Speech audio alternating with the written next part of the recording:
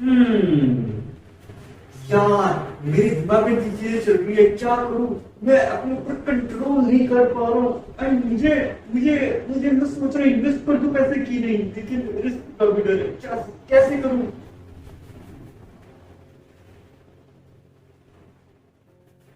हाँ जी, so guys, ये हाल चाल।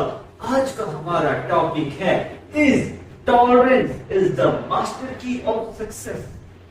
मतलब कि टॉलरेंस टॉलरेंस का मतलब क्या होता है? सहनशीलता।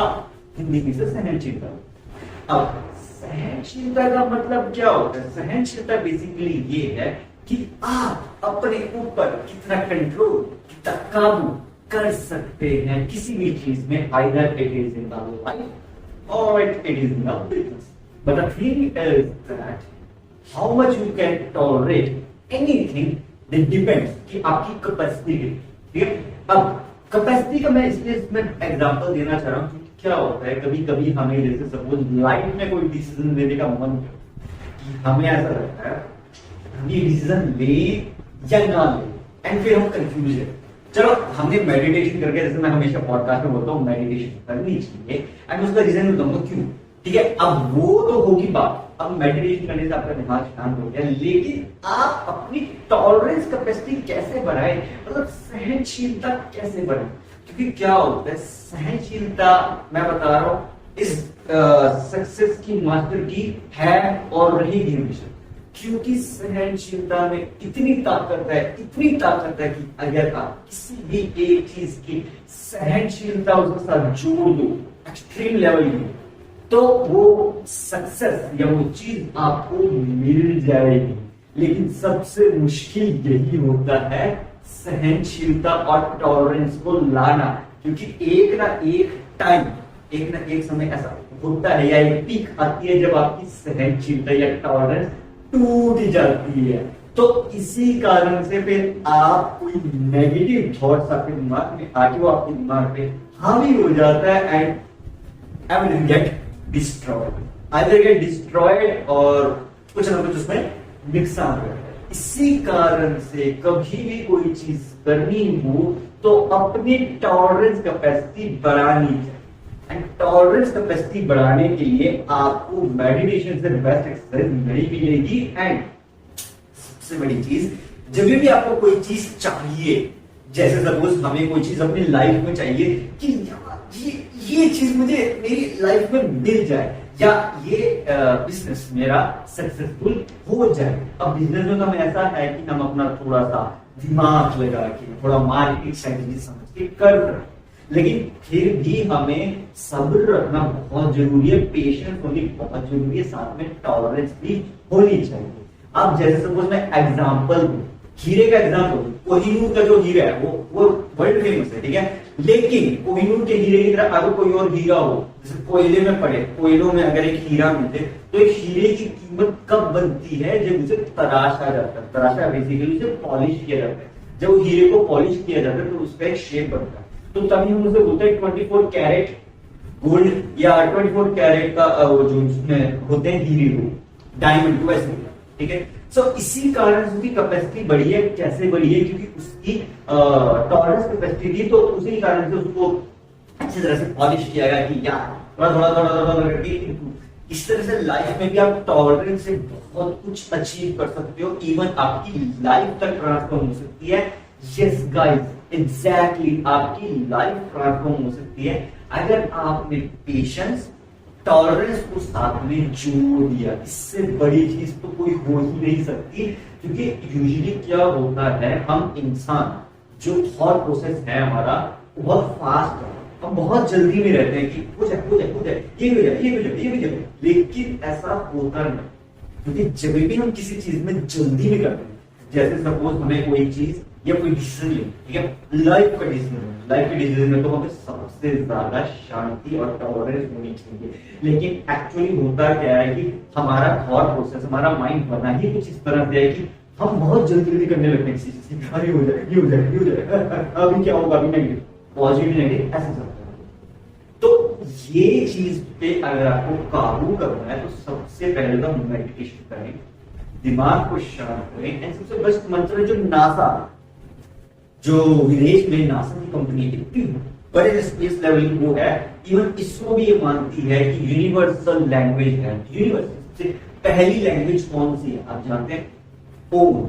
अगर आप नहीं यकीन होता तो आप नासा की सर्च करें कि नासा की यूनिवर्सल लैंग्वेज पे रिसर्च में उनकी जो लेबोरेटरी है, उनकी जो टेलीस्कोप है, उसने एक साउंड रिकॉर्ड किया था जो कि स्पेस में रिवॉल्व कर रहा था। एंड वो फ्रीक्वेंसी को जब उन्होंने डिकोड किया, डिकोड बेसिकली क्या होता है कि हमारी वॉइस की फ्रीक्वेंसी होती है ऐसे करके चल रही है। अब जो वॉइस की फ्रीक्वेंसी होती है वो अलग अलग फ्रीक्वेंसी होती है। अगर आपके पास फ्रीक्वेंसी मॉड्यूलेटर है तो वो मॉड्यूलेटर जो होता है वो आपकी फ्रीक्वेंसी को बता देता है, समझा देता है कि इसका मतलब क्या है। कोई रैंडम अगर फ्रीक्वेंसी जो हमें नहीं समझ आती है तो जो मशीन है स्पेसिफिकली उसके लिए डिजाइन की जाती है जो कि उसे समझा सके। जब वो चीज समझ आती है तो उन्होंने सारी क्लैरिफिकेशन के बाद जब उन्होंने देखा तो वो शॉक में थे कि यूनिवर्सल लैंग्वेज ही खुद स्पेस ही इसी ओम शब्द को रिपीटेडली कर रहा है। क्यों कर रहा है? क्योंकि पूरा का पूरा ब्रह्मांड, पूरा का पूरा यूनिवर्स इसी एक शब्द के अंदर सीमित है। फॉर एग्जाम्पल तो इस ब्रह्मांड में जितने भी मंत्रार्थ हैं, अगर आपने संस्कृत पढ़े हो, संस्कृत में जितने भी मंत्रार्थ हैं सबकी शुरुआत इस मंत्र से होती है ओम शब्द से। सारे मंत्रों की शुरुआत ओम शब्द से होती है। बहुत कम, ऐसे तो मेरे हिसाब से तो होंगे, पर बहुत रेयरली कोई मंत्र होगा इसकी ओम से शुरुआत ना हो, क्योंकि आदि और अंत वही है। मतलब आदि और अंत का मतलब क्या होता है कि शुरुआत भी हुई है, अंत भी हुई है। तो अब आप बोलोगे कि इन्फिनिटी तो माइथोलॉजी की बातें क्यों कर रहा है? क्योंकि हमारी ये प्राचीन भारतीय की माइथोलॉजी है वो ऐसी है, अगर आपने असली लेवल पे रिसर्च कर ली ना तो आपको लगेगा ये तो विज्ञान का खजाना है, इसमें इतना विज्ञान भरा हुआ है। एक बात का तर्क है, एक बात में लॉजिक है। ऐसा कोई बात नहीं होगी इसमें इसका कोई लॉजिक ना हो। भागवत गीता उठा लो यार, आपको बोरिंग लगेगी कि भागवत गीता का कोई मतलब नहीं, लेकिन जो पढ़ेगा, जो भागवत गीता को पढ़ेगा, समझेगा, उसे लाइफ भी समझ आएगी, उसे जिंदगी भी समझ आएगी, उसे साइंस भी समझ आएगी। और ऐसा नहीं है कि प्राचीन भारत में साइंस नहीं थी भाई। प्राचीन भारत की साइंस का जो लेवल है ना, अगर आपने अभी पढ़ी संस्कृत में, तो जो आजकल की मॉडर्न साइंस है ना, उससे कोई लाख गुना आती थी, कोई लाख गुना आती, जबकि वो संस्कृत स्टाइल में। आप बताओ, उनके पास तो कोई टेक्नोलॉजी नहीं थी। हमारे पास आज इतनी एडवांस टेक्नोलॉजी है, इतनी एडवांस टेक्नोलॉजी है कि हम उससे कुछ भी बता सकते हैं। जैसे फॉर एग्जाम्पल अब मैं टॉलरेंस में ही आपको इसका एग्जाम्पल दे रहा हूँ। यही आपका एग्जाम्पल टॉलरेंस को वो करेगा, क्या बोलते हैं, इलैबोरेट करेगा। वो कैसे मैं समझा? साइंस की लैंग्वेज में अगर कहा जाए, आज के जमाने में हम जो नक्षत्र जानते हैं, 9 ग्रह होते हैं, जैसे स्टार्टिंग में Mercury, Venus, Mars, Earth, Jupiter, Saturn, Uranus, Neptune, Pluto, ऐसी है। अब अगर इन्हें हिंदी में कहा जाए, हिंदी में बताओ ना, हिंदी में आप थोड़ा सोचें बोलेंगे, क्या बोलेंगे? मुझे कितने पता है, मुझे भी एक्चुअली सीक्वेंस में नहीं पता, मुझे कुछ नाम पता है। पृथ्वी तो सभी को पता है, मंगल ग्रह, शुक्र ग्रह, शनि ग्रह, और कौन से हैं ये, बृहस्पति। एंड इसी तरह से इनकी हिंदी ट्रांसलेशन की जाती है। संस्कृत में तो और मुश्किल है। तो इसी तरह से इन ग्रह को बनाया गया। अब इन्होंने 9 ग्रह बोला, 9 ग्रह बोला। तो ये जो 9 ग्रह होते हैं बेसिकली रिवॉल्व करते किसके अराउंड?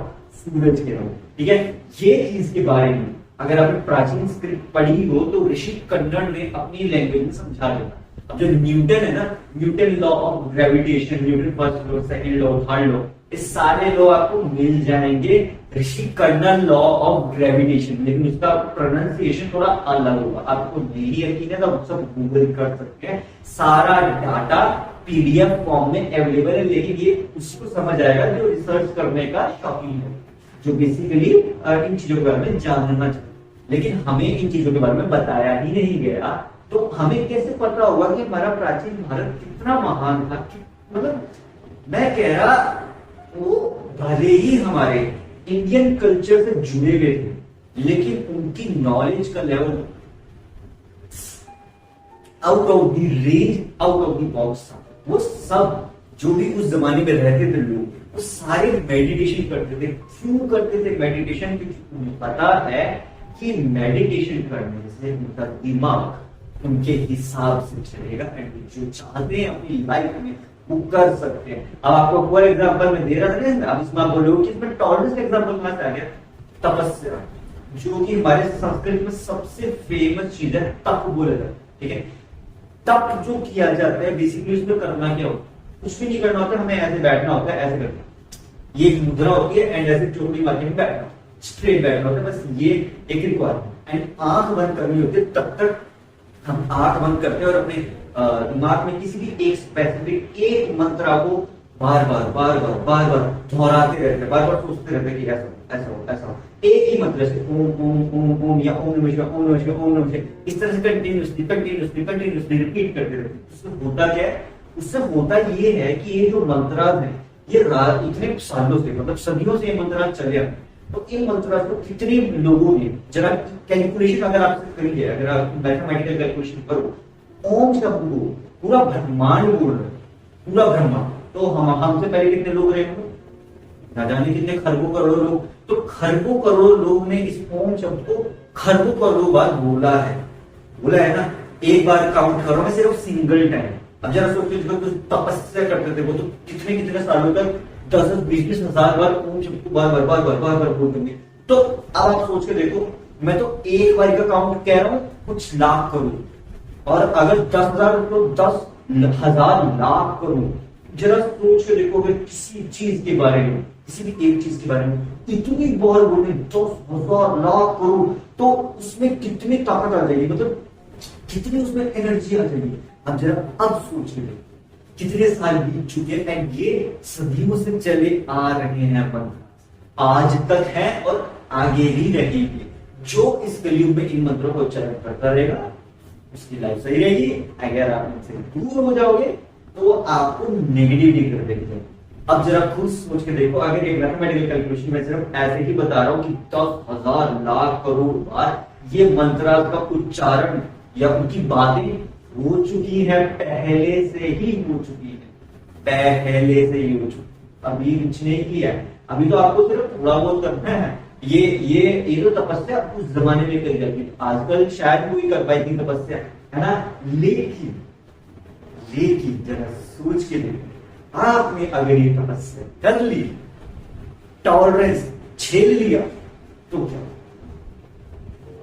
उस जमाने के जो ऋषि होते थे ना, सतयुग, त्रेतायुग, द्वापर युग, कलयुग, ये 4 युग है ना, 4 युग में हम जी रहे हैं, मतलब हमको कलयुग आखिरी युग। जरा सोच के देखो, जो सतयुग के लोग है ना, सतयुग के ऋषि, उन्होंने एक बार ये बात बोली थी कि जो इंसान कलयुग में तपस्या कर पाया तो वो जो कहेगा वो हो जाएगा। अब आप बोलोगे ये कैसे पॉसिबल है? आपको समझाना, सतयुग में जब भी कोई तपस्या करी जाती, टॉलरेंस होती थी, आपको एक जगह बैठना आपको आसान लग रहा होगा, लेकिन एक जगह बैठना परमानेंटली तब तक जब तक आपकी इच्छा पूरी नहीं होती, तब तक बैठे रहो, तपस्या करते रहो। इतना आसान नहीं है, करके देख लो, आपको पता चल जाएगा 5 मिनट में अगर आप कर सकते। आज के समय के हिसाब से बता रहा हूँ, उस समय में तो बहुत विभिन्न सालों तक करते थे। तो सतयुग में जो भी आपकी इच्छा होती थी, उसमें लिखा है कि सतयुग में कोई भी इच्छा 10 साल में एक बार पूरी होती।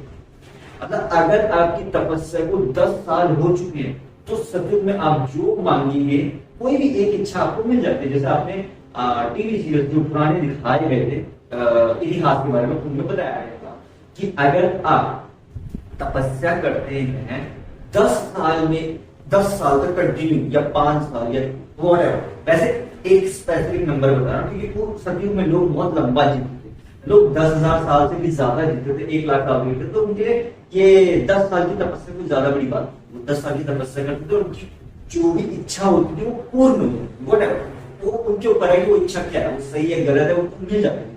अगर महादेव बोलने आते हैं, सबको उनकी इच्छा दे देते हैं, वो किसी को ऐसे नहीं कहते हैं कि ये तेरी इच्छा मैंने पूरी करूँ, सबकी इच्छा दे देते हैं। हाँ, अगर उसके दिमाग में नेगेटिविटी है तो उसी के नुकसान है, इसीलिए जो पाओगे वही मिलेगा। मतलब जैसी करनी वैसी भरनी, तो अगर इच्छा मांगनी है तो सोच समझ के मांगनी होती है, इसलिए सतयुग में सोच समझ के इच्छा मांग। 10 साल में एक बार इच्छा पूरी होती है सतयुग में। सेकंड आता है त्रेता युग, ठीक है, जो ये है ना सतयुग, ये तो हो गया बिल्कुल प्योरेस्ट वन, बिल्कुल प्योरेस्ट वन।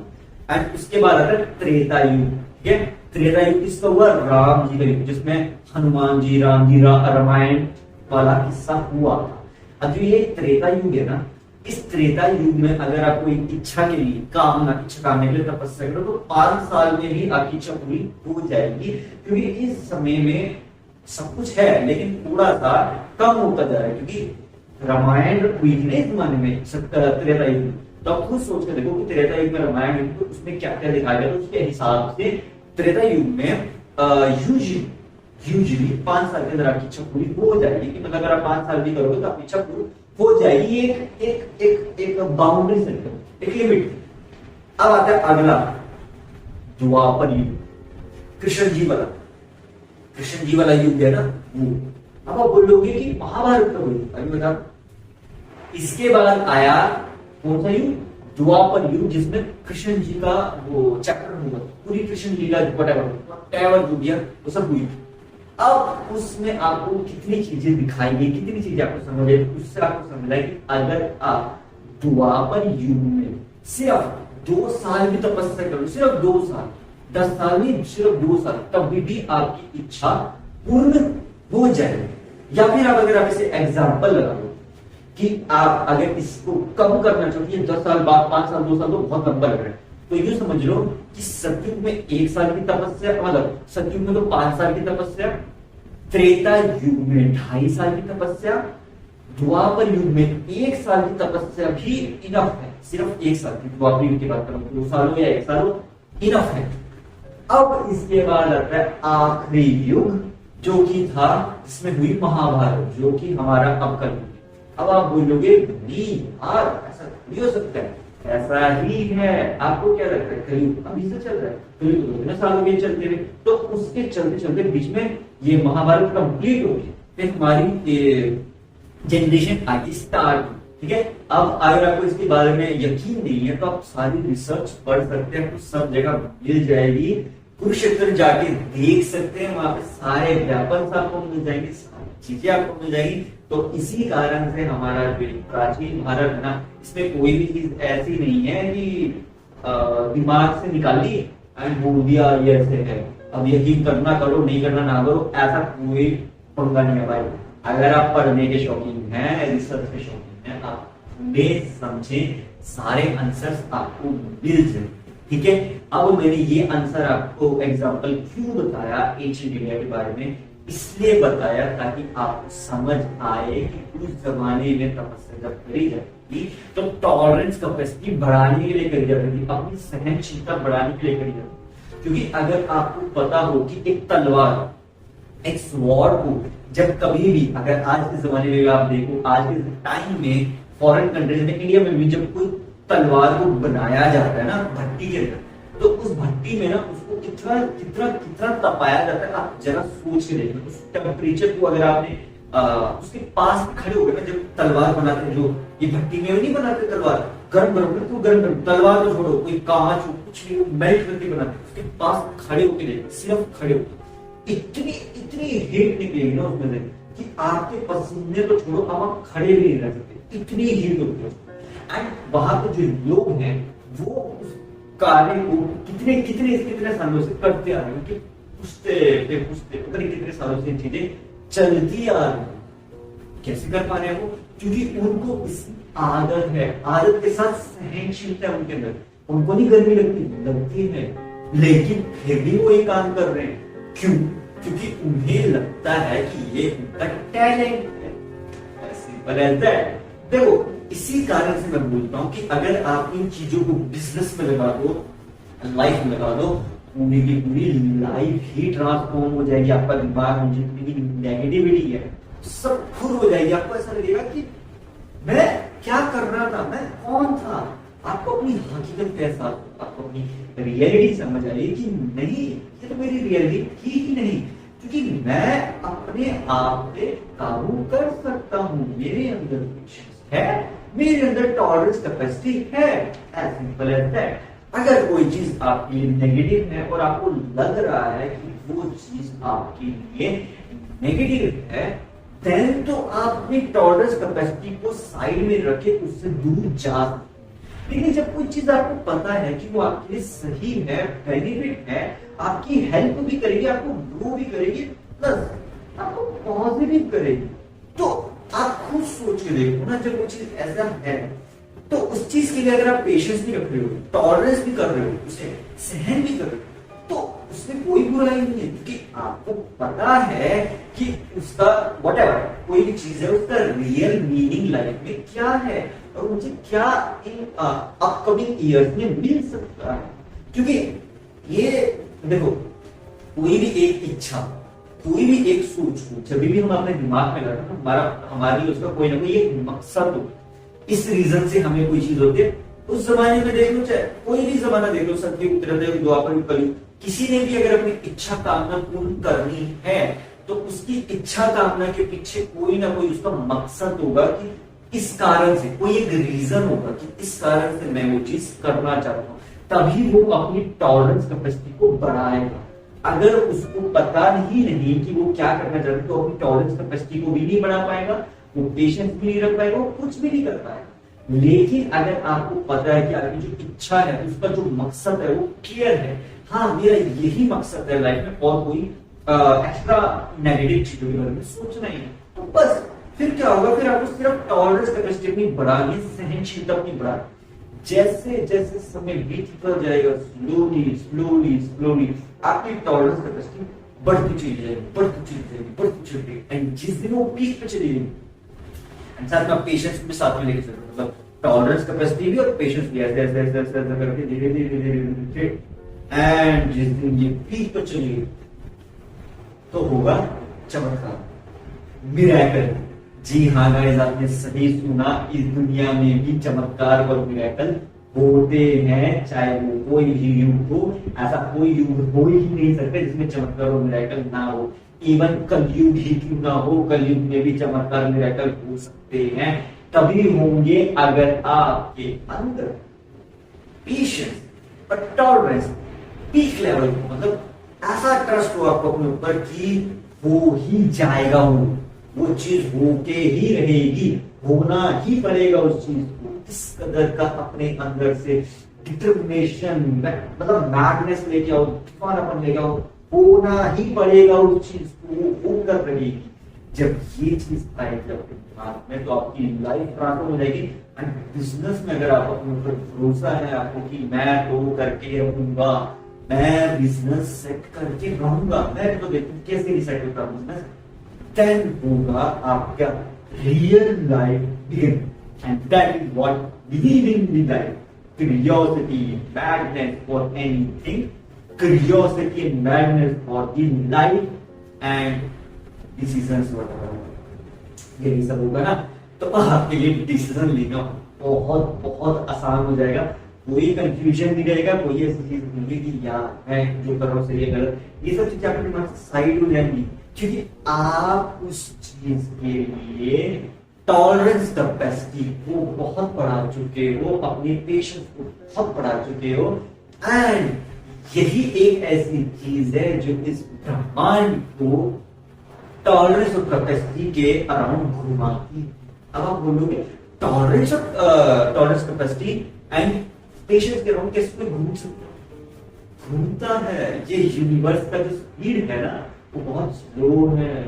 अगर आपको यूनिवर्स के बारे में जानना है, अगर आपके पास स्पेस की क्यूरियोसिटी होगी तो आप कैसे जाओगे वहां पे, अगर आपके पेशेंस होगी, टॉलरेंस होगी, आप धीरे धीरे रिसर्च करोगे, चीजों को धीरे धीरे धीरे धीरे करके समझने लगोगे। जब आपको चीजें धीरे धीरे समझ आएगी तो आपको समझ आएगा इस दुनिया में सब चीजें तो आपस में जुड़ी हुई हैं, बस वो बिखर जाती है। हमें क्या करना है, हमें साथ में वापस जुड़ना है। जब साथ में जुड़ जाएंगे तो वो बन जाएगा एक फ्लावर। एंड बेसिकली इसको लोटस बोला जाता है। लोटस के 12 पंख होते हैं, ठीक है। अगर आप उसे ऐसे रखोगे तो आपको कुछ समझ नहीं आएगा, लेकिन आप जैसे जैसे करके उसकी पंक्तियां जोड़ोगे वो एक खूबसूरत सा फूल बन जाएगा। जब वो फूल बन जाएगा तो वो आपकी लाइफ में और बिजनेस में ट्रांसफॉर्म होगा। अब आप बोलोगे कि फ्लावर कैसे ट्रांसफॉर्म करते हैं, मैं साधु चतुर्वेदी, अगर आपको इसके बारे में जानना है तो मेरे मिस्टर हेल्थ क्यूरियोसिटी चैनल देख सकते हैं, वहां पे पूरा पूरा लाइव स्ट्रीम अवेलेबल है, जहां पे मैंने इस बारे में डिटेल में बात करी थी, वो बात अलग है। कुछ लोगों ने उस पर यकीन किया, कुछ लोगों ने उस पर यकीन नहीं किया, ये तो आम चीज है। मैंने तो अपनी तरफ से थर्ड आई के बारे में, चक्रात के बारे में बताया। अब आपके ऊपर है ना कि आपको अपने पर ट्रस्ट है कि नहीं। अगर आपको अपने पर ट्रस्ट है, यकीन है कि हाँ ये तो चीज होकर रहेगी, तो बस जब आपको ट्रस्ट है तो साइलेंस और पेशेंस के साथ मेडिटेशन करो। एंड यूनिवर्स की भाषा के साथ अगर आप जुड़ गए, मतलब ओम के साथ अगर आप जुड़ गए, तो भाई आपकी पेशेंस, टॉलरेंस ऐसे बस फर्क इतना है कि जितना आप पॉजिटिविटी के साथ जुड़े रहेंगे, मतलब कि मंत्र आपकी चलती करेंगे, अपने अराउंड एक ऑरा क्रिएट करने की कोशिश ही करी जाती है। जिंदगी में कोई भी चीज परमानेंट नहीं हो सकती, लेकिन अगर आपको कोई चीज परमानेंट करनी है तो आपको उस चीज के लिए बहुत कोशिश करनी पड़ेगी, बहुत ज्यादा मेहनत करनी पड़ेगी। और मेहनत करने के लिए आपके अंदर होनी चाहिए tolerance capacity.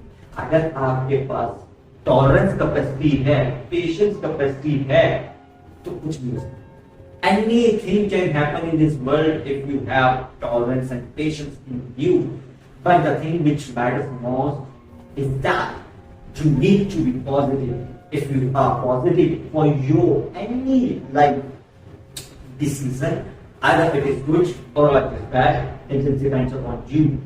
Anything could be achievable in this world. You just need tolerance and patience with positivity. Plus, you also need to believe in yourself that thing could be happen in your life. मतलब कि वो चीज आपकी life में हो सकती है। And ये सब कैसे होता है, इसके लिए भी मैंने एक वीडियो बनाई थी मिस्टर एस में समझाया था कॉन्शियस एंड सबकॉन्शियस में, चेतन मन एंड अवचेतन मन। अगर आपको मैं लॉजिकली बताऊं तो हमारे दिमाग का जो लॉजिक है वो सिर्फ 10% है, सिर्फ और सिर्फ 10%। 90% हमारा जो दिमाग है वो अवचेतन सबकॉन्शियस। एंड अगर आपको ये लगता है कि आप बहुत ज्यादा लॉजिकल होके सब कुछ कर लोगे,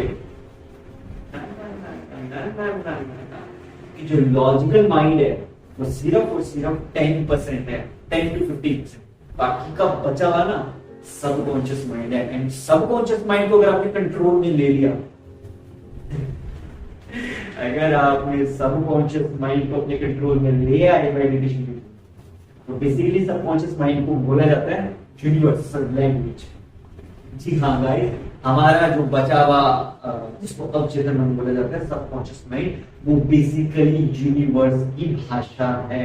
अगर आप उसको काबू में ले आए, उसको बोले कि ये काम हो जाए, कोई भी इच्छा पूरी हो जाए, या कोई भी बिजनेस में आइडिया ये हो जाए, वो हो जाए, वो कर देता है। लेकिन उससे चाहिए एक मकसद, एक रीजन। एंड अगर आपने उस चीज को एक मकसद और रीजन दे दिया, अगर आपने अपने सबकॉन्शियस यानी कि अवचेतन मन को मेडिटेशन करके, काम करके, साइलेंट करके उसको एक मकसद दे दिया लाइफ का भी या बिजनेस का आइडिया के लिए, तो उसकी कैपेसिटी इतनी है जितनी यूनिवर्स की कैपेसिटी है। एग्जैक्टली आज तक के इतने सदियों में कोई भी इंसान ऐसा पैदा नहीं हुआ जो अपने दिमाग को 100% कंट्रोल कर।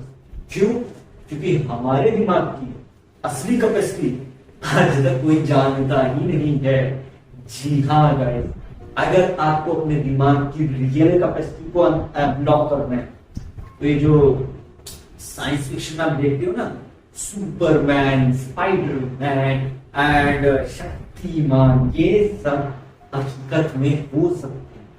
हाँ जी, आपको यकीन नहीं होता तो आप मेडिटेशन करके देख ले, अपनी टॉलरेंस और पेशेंस को बढ़ा के देख ले। लेकिन ये करने के लिए आपकी टॉलरेंस कैपेसिटी बहुत बहुत बहुत ज्यादा चाहिए, इतनी ज्यादा चाहिए कि आप खुद एक बारी के लिए बोल दो, आपके अंदर से आवाज है बस कर दे भाई। लेकिन अगर आपने तब भी नहीं उठी तो चमत्कार मिरेकल सब हो जाएगा। एंड इस दुनिया में ये सब पॉसिबल है, लेकिन ये सब तभी होता है जब आपके पास एक स्ट्रॉन्ग रीजन, एक ऐसा रीजन हो, yes this is the reason of my life. अगर आपको रीजन मिल गया तो भाई चमत्कार होने से कोई भी नहीं रोक सकता। एंड अगर एक बात होता है, अगर आपने दिमाग का 100% यूज कर लिया ना, तो आप कॉर्टिकल लेवल पे जा सकते हो। अब आप बोलोगे ये कैसे बात कर रहे हो इन्फिनिटी, हम तो इंसान है, हम कहाँ और वो अवतार कहाँ, मतलब गॉड का। तो मैंने ये बोला 100% दिमाग का यूज। आम इंसान तो 5% अपने दिमाग का यूज करता है। अल्बर्ट आइंस्टाइन जो इतना इंटेलिजेंट था, ये निकोलस टेस्ला कितना दिमाग का यूज किया, 10 to 15%। आप बोलो वो तो इतना इंटेलिजेंट, 160 का आईक्यू, 170 का आईक्यू, कितना दिमाग का यूज कर रहे, 200 आईक्यू वाले का कितना दिमाग का यूज हुआ, 15 से ज्यादा 20% में जा सकते, 100% में नहीं मिले भाई। 100 जब 20% से आगे जाओगे ना, अगर आपने दिमाग का 20% यूज कर लिया, अब तो वैसे सुपर इंटेलिजेंट बन जाओगे।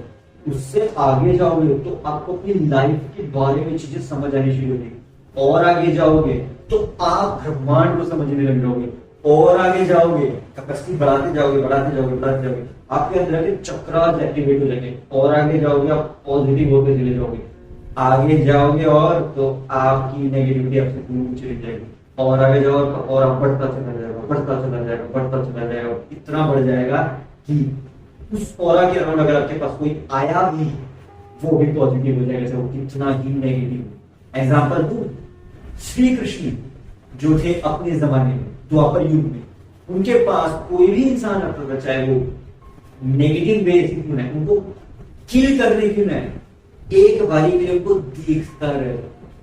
क्यों? क्यों? क्योंकि उनका ऑरा, उनकी कैपेसिटी इतनी ज्यादा है, इतनी ज्यादा पॉजिटिव है, इतनी ज्यादा है कि आप झेल नहीं सकते। इसीलिए जब भी आप उनके पास भी जाओगे ना, सिर्फ पास खड़े भी रह लोगे, आप महसूस कर सकते हो वो ऑरा, आप महसूस कर सकते हो वो पावर, कुछ तो बाहर है।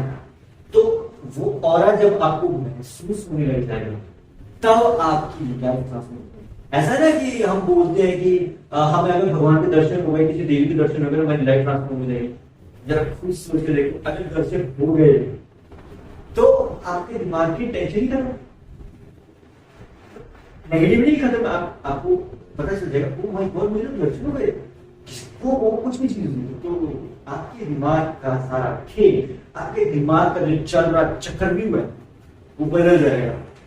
दिमाग का चक्रव्यूह से अगर आपको बाहर निकलना है, तो आपको शांत रह के ये अपने माइंड को श्री कृष्ण के हाथ में छोड़ के उनके रथ पे बैठ के निकल जाना है, जैसे अर्जुन ने किया। अगर आप वैसे कर सके अपने दिमाग के साथ, तो आपका दिमाग अपने काबू में भी आ जाएगा, पॉजिटिविटी भी ले आएगा, एंड टॉलरेंस और कैपेसिटी आपकी ज्यादा बढ़ जाएगी। कि मतलब टॉलरेंस की कैपेसिटी बेसिकली आपकी कितनी मतलब कितना सहन कर सकते, सहनशीलता का आपको है। कैपेसिटी आपकी कितना बढ़ा सकते हो। अगर आपसे वॉल्यूम की कैपेसिटी होती है, वॉल्यूम की कैपेसिटी कितनी होती है, 100 जीरो से लेके 100। क्या हो अगर वो 100 से लेके 1000 चले, नहीं पता ना कि 100, हमने आज तक वॉल्यूम सुने 100 से 100, अगर 100 से 1000 हो जाए, क्यों नहीं होती 100 से 1000? क्योंकि हमारे कान जो है वो उतना ही सुन सकते हैं जितना हम सुन सकते। 20 डेसिबल्स से ज्यादा, मतलब 20,000 किलोहर्ट्ज से ज्यादा सुन ही नहीं सकते। जरा सोच लो, अगर उससे ज्यादा फ्रीक्वेंसी बढ़ाने हमें समझ ही नहीं आएगा, सुनाई नहीं देगा। ये यूनिवर्स की जो फ्रीक्वेंसी है वो जानते हो कितनी है? जानते हो कितनी है? Infinity million hertz, infinity trillion hertz. अब कर लो कैलकुलेशन, करते रहो, इतनी ज्यादा कैपेसिटी है। हम तो जितना समझ रहे हैं उससे भी कहीं गुना ज्यादा कैपेसिटी। अगर आपको ये चीजें समझ नहीं है, तो मेरे पास सिंपल आंसर यही है, मेडिटेशन करो, खुद जान जाओ कि आपकी खुद की कैपेसिटी कितनी है, आपके अंदर पेशेंस और टॉलरेंस की कैपेसिटी कितनी है। As simple as that. I know, I thought guys आपको समझ आ गया होगा कि टॉलरेंस और कैपेसिटी एंड पेशेंस से आप क्या क्या हासिल कर सकते हो। So guys that's it for this podcast. Thanks for watching. मिलते हैं नेक्स्ट पॉडकास्ट में, तब तक के लिए stay fit and stay healthy. Bye bye.